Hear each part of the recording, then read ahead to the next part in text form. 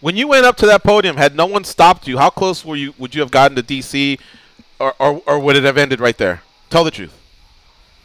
I don't know. I was pretty pissed, and it could have, I wouldn't have thrown any punches or anything, but there might have been a push or a slap or something because I was fired up. He had a mic.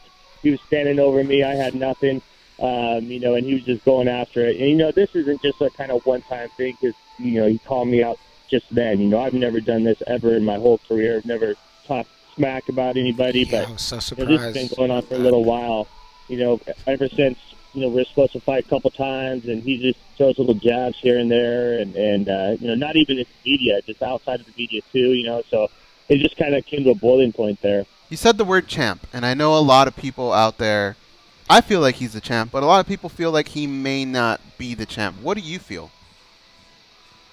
It's kind of a little consolation prize, to be honest. Even if I were to go win the belt or anybody else going to win the belt, for me, I would feel like there's still somebody out there that, he wasn't beat, he didn't give up the belt, he was stripped of the belt, and, he's been best for a long time. So, that being said, there's nothing that we can do in this division.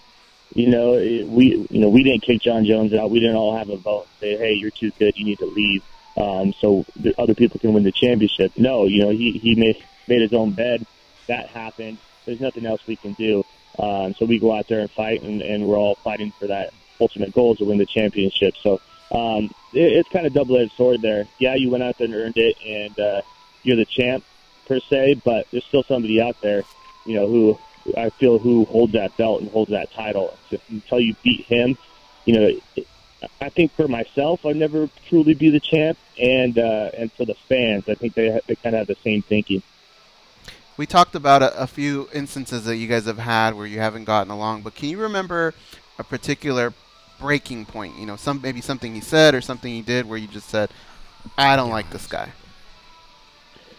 Yeah, it's really just being, you can take him in doses, whatever, because you leave and you're away from him. But it was on that in that New Orleans, we did 2 straight days of press together, and it was, we weren't in the same car, but we'd show up and do the same interviews over and over. And right from the first interview, he was on me and this and that, and and I don't do that. I've never done that in my career, so.